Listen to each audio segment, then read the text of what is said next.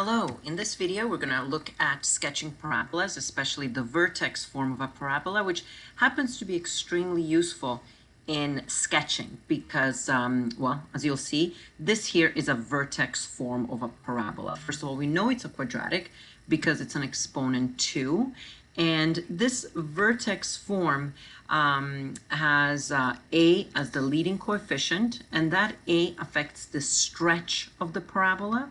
The h here, that is the x coordinate of the vertex, and the k is the y coordinate of the vertex. The vertex is h comma k.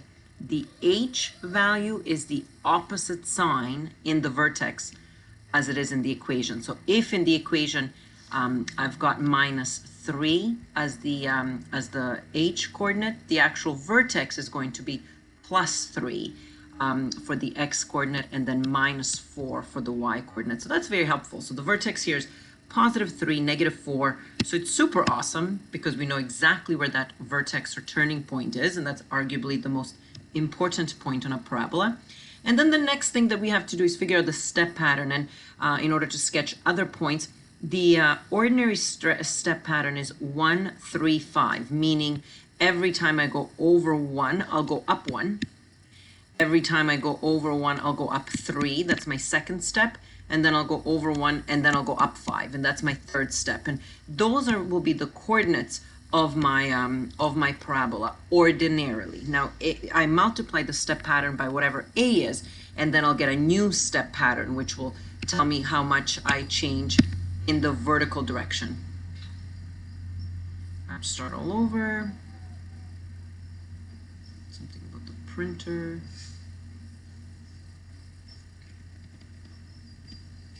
Hello, today we're going to talk about parabolas, especially sketching parabolas in a vertex form. And we really like the vertex form because it allows us to really find the vertex very quickly, and arguably the vertex is the most important point of the parabola. And then all we need to do is how wide or narrow it is, so we can sketch a few other points around the vertex. So anyway, this is the vertex form, 2 bracket x minus 3 squared minus 4. The vertex form, the general vertex form is a x minus h squared plus k, where h comma k is the vertex. The h coordinate makes the x value of the vertex, but it is the opposite sign of what it is in the equation. So if in the equation we've got -3 like we do here, the actual sign x coordinate for the vertex will be +3. So that's opposite sign. The k value stays the same. So whatever you see in the equation is the y coordinate of the vertex. The a value at the very front determines how stretched out our parabola is. The usual parabola, or the most simplest parabola, has a step pattern of 1, 3, 5. And what does that mean? It means every time I go over 1 from the vertex, I'll go up 1. That's my step 1. I'll always go over 1 again, and then I'll go up 3. I'll go over 1 again, and then I'll go up 5. You can try and figure out the rest of the pattern, this step pattern, but that helps me determine the following points on the parabola. Now, the a value affects the step pattern by multiplying the regular or original step pattern by a. So let's go ahead and figure out this parabola here. So we've established that the vertex is 3, 4, and then the step pattern is the a value multiplied by the general step pattern, which is 1, 3, 5 in the y direction. So the step pattern will be 2 times 1, 3, and 5, which makes it 2, and then 6 and 10. So how do we go about sketching it? So I'll find the vertex, which is 3, -4, and that's it right here. And then my step pattern will be 2, 6, 10. So how do I do the step pattern? I go over 1, up 2, and that is my second point on my parabola. Then I'll go over 1 and up 6. And that'll be my third point on my parabola. And then I could go over 1 up 10, but I really don't want to because my graph doesn't go high enough. So the last thing that I will do is just sketch the other side to the left of the vertex. And because of symmetrical properties, I can basically figure out exactly where my second coordinates are, and they're the exact same distance, they're on the exact same y coordinate, but same distance from the vertex as the point on the right. So I can sketch this very easily, and it's a beautiful form. It's so easy. Vertex form, love it, because it's so easy to sketch the parabola and visualize it. So how do we get it in a vertex form if we are given this form here, which doesn't look as pretty? This is called the standard form. So how do we get it to the vertex form that we had on the previous slide? We can do it, and we'll do what's called completing the square. So the first step in this process of completing the square is to look at the first two terms and kind of separate the last term from them. So the last term is kind of on the side. It's not really doing anything. It's almost like it's just on its own. It's not included in this process yet. So what we do with the first two terms is we factor out the leading coefficient. So we factor out a 2. Whatever the leading coefficient is, meaning whatever the number is at the very front, that's what we have to factor out. And when I say factor out, I mean divide it out. So we common factor out just the 2, not an x, just a 2. Whatever that number is, we've got to factor it out. So the second step would then be 2, that's what I just factored out, and then bracket what's left over. When I do 2x squared divided by 2, I'm left with x squared plus 6x divided by 2 is just 3x. I close my bracket and then I put plus 7. Then I look at my middle term. Coefficient of the middle term is 3. I always put it on the side here to kind of remind myself what I'm doing. You always do the exact same steps. Whatever that number is, you're going to divide it by 2, and then you're going to square it. That's always the same process. So what do we get when I have 3 over 2 squared? Well, that'll just be really 3 over 2 to the exponent 2, and that's really 9 over 4. And I kind of want to keep my fraction, so I'm just going to keep 9 over 4. Now that I have that number, 9 over 4, I add and subtract that number after the 3x in the bracket, and you always add first. So plus 9 over 4 minus 9 over 4, end bracket plus 7. That's it. Awesome. We're almost there. The next thing that I do is I want to, in my bracket, I want to have a trinomial. In fact, I want to have a perfect square trinomial, meaning this negative 9 over 4 must get out. A negative 9 over 4 does get out, but before I get it out, I got to multiply it by whatever is at the front of the bracket, which is a 2. So I'm going to get that out. So I'm going to do this on the side. So I have to do 2 times 9 over 4. 2 is really 2 over 1. And when I'm multiplying, I multiply numerator and denominators together. So I'll get 18 over 4. And then I can divide both of those by 2, and I'll get 9 over 2. Awesome. So that's the number that gets kicked out of the bracket. I'm going to rewrite everything else. Plus 9 over 4. And then I have plus 7 from before, and then minus 9 over 2. And then again, I can do this on the side. On the side, I can figure out, well, what's 7 minus 9 over 2? I'm really just collecting like terms here. So let's go ahead and see. 7 take away 9 over 2. Of course, I can make 7 into a fraction by just making it over 1.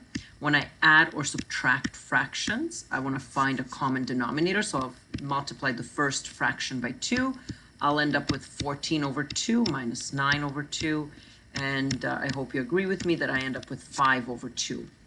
So I'm just going to erase the plus 7 minus 9 over 2 and replace it with what I just found out, and that is 5 over 2. Fantastic. The very last step here is to recognize that this middle term, the bracket that we've manufactured, the trinomial, is a perfect square trinomial. And this is why it's called completing the square. We've created this. We've created a perfect square.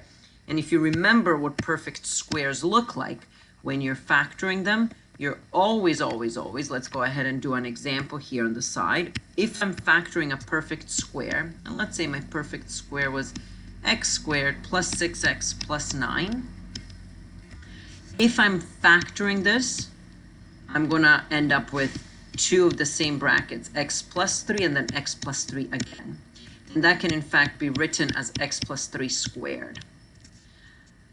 I hope you agree with me there. So I literally take the square root of the last term and the square root of the first term, and that is essentially my answer, x plus 3, and then I just raise it to an exponent 2. So almost like a shortcut. So the very last step will be recognizing that, hey, that trinomial in the middle is a perfect square. So I'm going to take a square root of the first term, that's just x plus square root of the last term, which is square root of 9 over 4. And what's square root of 9 over 4? Again, I'm going to do it here on the side. Square root of 9 over 4. Well, that's the same thing as square root of 9 over square root of 4. And look at that. That's 3 over 4. Beautiful number. Love it. It's a fraction, but it's a nice fraction. So let me go ahead and write that in. Plus 3 over 4. Sorry, 3 over 2. Why am I saying 4? Square root of 4 is 2. So 3 over 2. 3 over 2. And all of that is squared. Plus 5 over 2. Fantastic. And this here is my vertex form of this parabola. And I can easily sketch it. I know you might say, well, there's fractions. I don't even like this. The original one never had fractions. But this is still easy to sketch. You know what the vertex is. The vertex here is negative 3 over 2. Vertex is negative 3 over 2, comma 5 over 2. And that's really coming from this h and k values. Remember the h, you've got to change the sign. And what is this as a number? Negative 3 over 2 is nothing more than negative 1.5. So if I go on my x grid, I can find negative 1.5 right here. And then 5 over 2, well, that's just 2.5. So I can find that on my y-axis, 1, 2, and 3. 2.5 is right there. And here is my vertex, negative 3 over 2, comma 5 over 2. And then I can easily sketch it because my a value is 2. And again, the a value just gets multiplied by that original step pattern, which is 1 and then 3 and then 5. So now I know how much I'm going to go up. Since a value is 2, I'm going to multiply 2 into that step pattern. So my step pattern will be 2 times 1 is 2, and then 6, and then 10. What does that mean? When I started the vertex, I'm going to go over 1, up 2. And that'll be my second coordinate. Then I'm going to go over 1, up 6. And that'll be my next coordinate. And I can do the exact same on the left side. And there we go. I've got my parabola nicely sketched out. Not super neat, but certainly correct. All right, let's try one more example while we're at it. Let's try and do completing the square with this problem that starts off with fractions. And I want you to recognize that method stays the same. Numbers get trickier, but do not be afraid of numbers. Okay, so the process is the same. We're going to divide both the first and the second term by the leading coefficient, which is negative 2 over 3. We've got to do that. So when I divide negative 2 over 3 out of the first term, I will just end up with y is equal to negative 2 over 3, bracket, x squared is left because the negative 2 over 3 is gone. Then what am I going to be left with when I say 5 divided by negative 2 over 3? Well, x is going to be left because I don't have an x to factor out. But what's 5 divided by negative 2 over 3? Let's do that on the side right here. 5 divided by negative 2 over 3. Any fraction or any division can be turned into multiplication by reciprocating the fraction that follows. So I can really just write 5 times negative 3 over 2. 5 is really 5 over 1. When I multiplied these, I multiplied the numerators together. I get 15 over 2 with a negative. Perfect. So that's x squared minus 15 over 2x when I factor it out, and the bracket plus 7. And then the second step is taking that negative 15 over 2, which is the middle term. I'm going to take the middle term and I do the same thing always and forever. Negative 15 over 2. And in fact, doesn't matter if you take the negative or not. You can just use the value 15 over 2. I have to divide it by 2. Snap almost forgot that. I have to divide it by 2. And then I have to square it. So divide it by 2 and then square it. Well, dividing by 2 is easy. I can really just make that into multiplication and multiply by 1/2 because 2 is really 2 over 1. And then I still have to square it. So what does that really become? So that becomes negative 15 over 4. And then I square that, and I'll end up with 225 over 16. Okay, so that's the number now that I have to add and subtract at the end of the bracket that I'm making.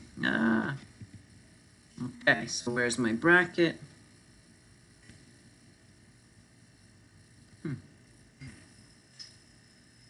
All right. Apologies for taking some time here. All right. Y is equal to negative 2 over 3. My bracket stays the same. X squared minus 15 over 2x. And then I add that number that I just came up with, which is 225 over 16. Then I'm going to subtract that number. I mean, in math, I'm allowed. As long as I don't change anything, I'm allowed to do this. It's perfectly fine. Okay, so I'm going to erase this stuff on the side. And what do I do now? There's still a plus 7 that I have to write. The next step requires me to kick that negative out of the bracket. So this negative 225 over 16 must come out. But before it does, it has to get multiplied by the leading coefficient. Again, something that I'm going to do on the side. 225 negative over 16 times negative 2 over 3. The answer will be positive. And what will it be? Negative 225 times 2. You know, I don't even feel like doing that, so I'm just going to simplify from here. So 2 and 16 can simplify. 2 divided by 2 is 1. 16 divided by 2 is 8. So there we go. And then I've got my 2 negatives here, which will make it a positive. The numerator is 225 times 1, which is 225 over 8 times 3 is 24. Awesome. So that's going to go over here after the bracket, 225 over 24. And I know what you're saying. The brackets or the fractions are not being nice, but you're right, they're not, but we'll still keep them. Instead of writing out my next step, I'm just going to take out this negative 225. And then my last step now that I've done this, I do have to collect like terms, and this is going to be 7 over 1 plus 225 over 24. I'm actually going to ask you, the viewer, to try and figure out the common denominator here. You're going to multiply the 7 by 24.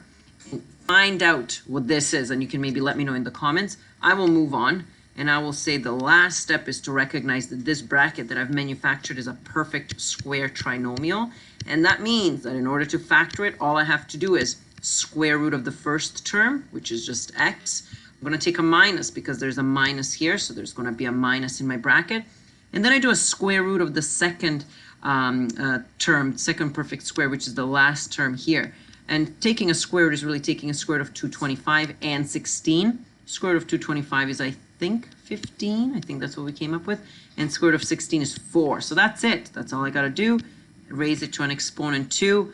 And then plus whatever 7 plus 225 over 24 is. And I'm now curious to find out, so I'm just going to use my phone. 7 times 2, 7 times 24 actually. Trying to do it quick. 24 times 7 is 168 plus 225 is 393. So that's going to be 393 over 24. And I feel like at this point I could just figure out what that is as a fraction. It's 16.375 as a fraction. So that's my y value of the vertex. But anyway, we have successfully completed the vertex with really nasty numbers. This is not fun, but it's not too bad. Practice will make sure that you get there faster. So I would suggest you do about 10 completing the square problems before you move on to the next lesson. Thanks so much. Talk to you soon.